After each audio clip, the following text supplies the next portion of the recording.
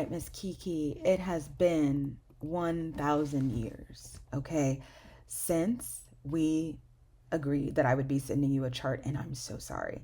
As you noted, a lot has been going on. I think you sent me your chart request March 18th, and the world blew up March 21st.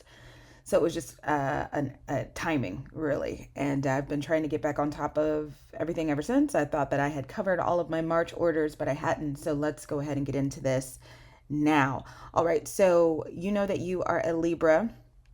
We know that Libras are known for being very diplomatic. We know that Libras are known for being charming, naturally good at conversation, very magnetic. We know that Libras are good for being, sometimes can be superficial because they're not interested in always exploring the depths of what exists or, how people feel, in public or in intimate spaces. They're just not interested in it. We know that Libras are also part of the air sign community, so a lot of them are very, very smart. You have a Taurus moon, and so do I. And the good news about that is that the moon is exalted in Taurus, which means that that's the moon's favorite place to be. I don't know why exactly, but your moon is your inner emotional core. It's how you respond to your emotions and the emotions of the world around you. It's how you take care of yourself, and how you express yourself when it's time to express yourself emotionally. And I think with Taurus moons, what sticks out is the ability to treat everything carefully. Careful, careful. Like if I could be a Taurus moon and speak out loud, that's what I would say. We tend to be very careful with our emotions and the expression of other people's emotions.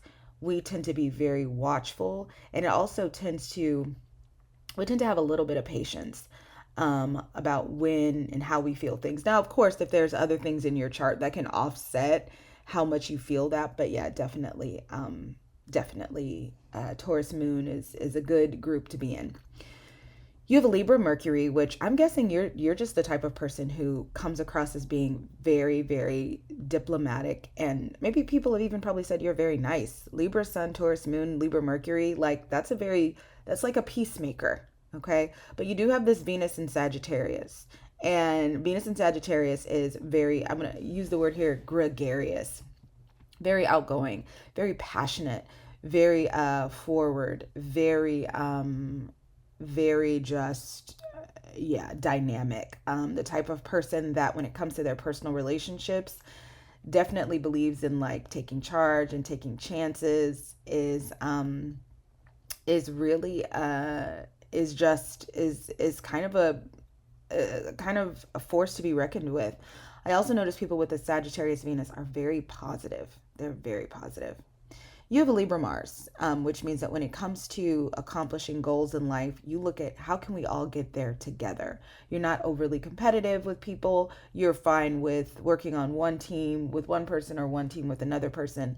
But yeah, how can we all get there together?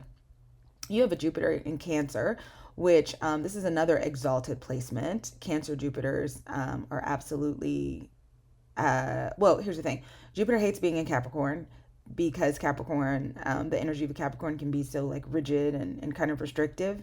But Jupiter loves being in Cancer because Cancer is all about, um, the emotional connection that someone might have to something and being present emotionally and intuitively allowing things to come to you. And Jupiter is exalted in Cancer. And Jupiter is our planet of fortune, but it's also our planet of our partner. So people with a Jupiter in Cancer have really great partnership outlook. All right, so you got three Capricorn planets coming in. You got a Saturn in Capricorn, a Uranus in Capricorn, and a Neptune in Capricorn. Let's start off with your Saturn in Capricorn. So Capricorn is naturally ruled by Saturn. So while a lot of people might be like, oh, Saturn, oh, Lord, people with strong Capricorn influences are like, and what's next? Capricorn in your chart at all, a lot of time tends to indicate that you'll be the type of person that's faced with a lot of responsibility. So if somebody in Saturn or has Saturn in Capricorn, they're the type of person that's natural to them. They are naturally good at taking on responsibility. They're tough, very tough people. You have Uranus in Capricorn. Uranus is like our innovation planet. How do we think? How do we move forward in thought? How do we plan for the future? We do so through Uranus. And when it's in Capricorn, that means you plan like a hard worker. You're very disciplined. You work things out. You basically, you don't approach life without a plan to dominate it. Does that make sense? So, like, if you were to get knocked down, how you get up again is with a plan to make things make sense. You have a Neptune in Capricorn, which is a placement that means that you are a person, when it comes to how you govern your internal life, you're very dreamy. You're very, I'm sorry, excuse me, you're not very dreamy. That's what I meant. People with a Neptune in Capricorn don't let themselves get carried away with whimsy. Sometimes you can tend to be very restrictive with yourself, not letting yourself, grow or have a lot of your energy flow here and there. It takes a lot of convincing for you to do that. And here's the reason why. Neptune and Capricorn is all about the facts. Okay, so I'm not gonna, don't have me over here looking like a fool without a proven, track record that this works. I'm not just gonna fill my head with all kinds of silly little notions. Like, I need proof, right? You have a Pluto and Scorpio, like all millennials, which means that in this life you will experience transformation along the lines of those Scorpio themes. So things that have to deal with destruction, being rebuilt, maybe things that deal with birth, life, death, rebirth, things like that. You have a Lilith in Libra, and we don't know where she is yet, so we're going to leave her alone. And you have a North Node in Aquarius, which means that whatever's happening in this life, as you're moving towards things, as you're growing and changing and learning, you are doing that in the mode of an Aquarius. You have a rising sign in Sagittarius. And what that means is that the constellation Sagittarius was over the first house. There's 12 houses in astrology. And our first house is our house of public perception. And the sign of Sagittarius was sitting over the first house when you were born. And so what that means is that, yes, you might have this diplomatic and reasonable Libra energy, but when people meet you, they meet a Sagittarius. They meet a fiery, outgoing, positive, happy-go-lucky, maybe even like you got a lot of energy. They might meet somebody who's very funny, someone who likes to be very philosophical and have long conversations, someone who's not afraid to speak up and say what they want to say. That's what they'll meet. Capricorn over your second house. You've got a lot of hardworking and money energy. When Capricorn is over that second house, it means that you came in this life to be serious about your money. Aquarius over your third house, which means that you might be known as somebody that has thoughts and ideas that don't really go with what everybody else is doing. You might think a little bit forward. You also might respect things that seem like they are, you also might respect those thoughts and ideas as well. So people that seem like they're not by the book, so on and so forth, that's you.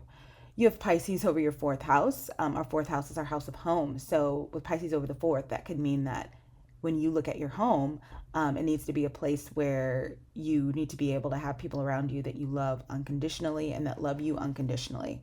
It also might be a place where you need to work on how you practice boundaries. Maybe there's people in the home space that you had to make too many sacrifices for in your life. It also might mean that your home is a place of privacy, and you definitely like to make sure you're communicating certain things just within your home life. It also can mean that there's some family secrets that people don't always talk about.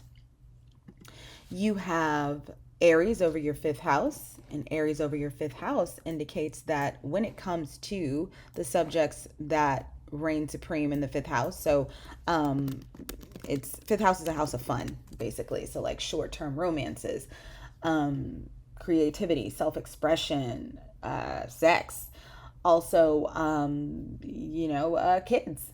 Fifth house, it's always weird, like when I'm listing what the fifth house is about, and I'm like, sex, also children. It's playfulness is what it is. So I'll say, like, whereas if in the fifth house, like sexual expression is like the playful part of it, the eighth house is like where it gets gritty, So we really learn about who we are sexually and what we like if we look at the eighth house. But anyway, fifth house, let's have fun. And your Aries being over the fifth house means that you're the type of person that is really, really connected to that creative spirit and that sometimes impulsive energy that is needed to really build a creative life. You definitely have like a zest for life, and you're not afraid to put yourself out there so that you can have certain experiences. You have Taurus over the sixth house, which means that once again, we keep revisiting this money thing. When it comes, there's people will say that if you have Taurus over the sixth, you don't show up for less than like, you don't show up unless they can show you what kind of money you're going to be making. That's what you're interested in. And when you see that, you're very hardworking. You know, they can't kick you out of there. But if you don't know what kind of money you're making, you're not interested. They're not just gonna get you to work for nothing, for pennies. You have a Gemini over your seventh house, which means that when it comes to your romantic relationships, you might be the type of person that has, you might be the type of person that takes a little bit of time before they settle down because you're interested in experiencing a lot of things. You might also be the kind of person who definitely needs to connect with somebody who can reach you intellectually. Also, people with Gemini over the seventh house are natural social butterflies. Social connections just flow to them. Business partnerships can flow to them. It tends to be a place where it's easy for you, or you have the ability to attract people who are naturally your who want to work with you in certain aspects or who want to commit to you. So it's kind of like you have to choose. You have Cancer over your eighth house. Remember, I said the eighth house is the house where we can look at and see, like, oh, this is who we really are sexually. Well, it's also who we really are psychologically. It's also who we really are when we deal with other people, when it comes to like their resources and how we handle their business and their secrets. And with Cancer of the eighth, all of that energy for you is going to be a nurturing energy. You're going to be the type of person that needs to be psychically connected to things, that needs to be deeply emotional connected to things. What happens beneath the surface is going to all depend on your emotional connection to it. You have Leo over your ninth house, which means that when it comes to what you learn, when education, philosophy, thought, like your experiences, your ideas, you're the type of person that puts it on blast. You don't mind showing people, and you also might be called out in this life to share what you've learned. You have Virgo over the 10th, and that is going to go ahead and be your ultimate legacy and reputation. So Virgo over your 10th house means that you're the type of person who is known for being very, very systematic, very hardworking, you like things to be in order, and people might look at you as somebody who, hey, let's put things in order. You have Libra. You also might be known for your ability to work things out and help people understand complicated patterns.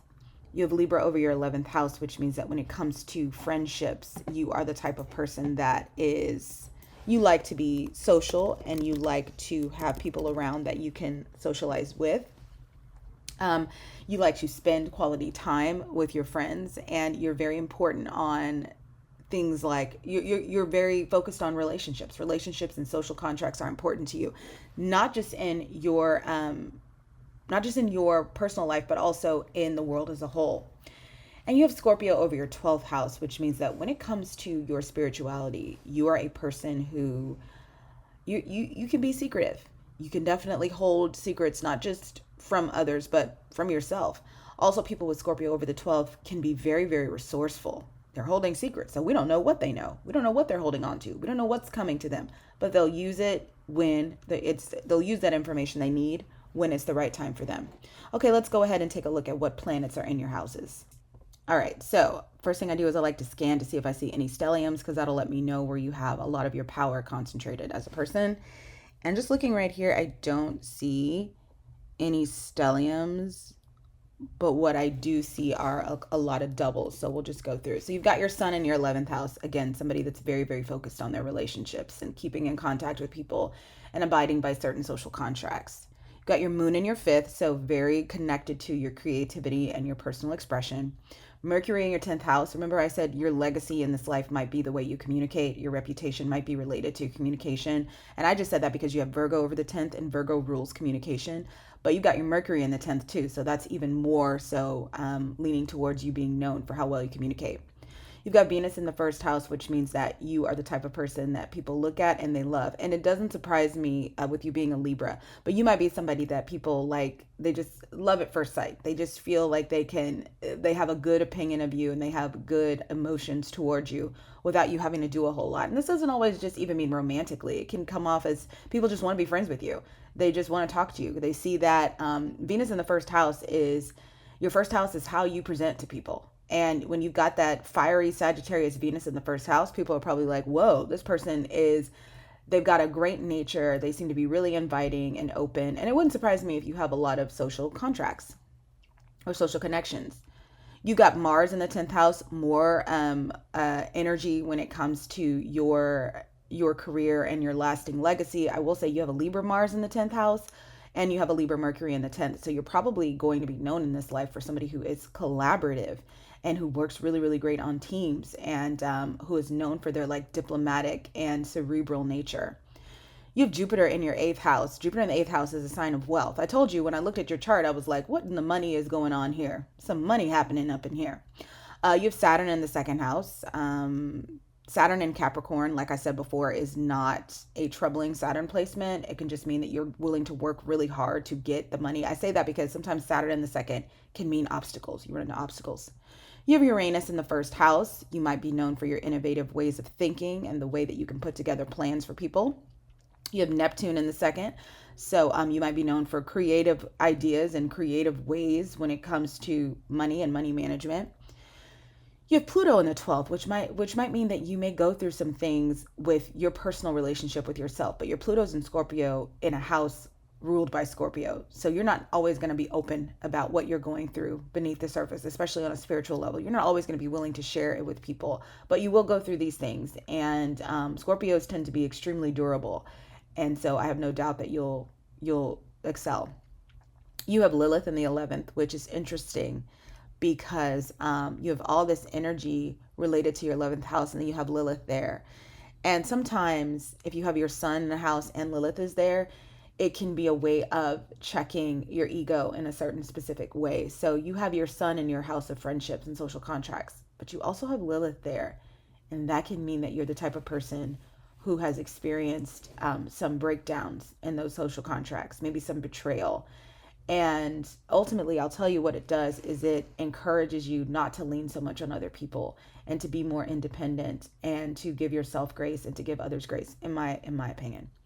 Finally, you have your North Node in your third house. Remember when I said you probably would be known in this life for your gift of communication? Well, that's North Node in the third house all the way. You're being encouraged in life to talk.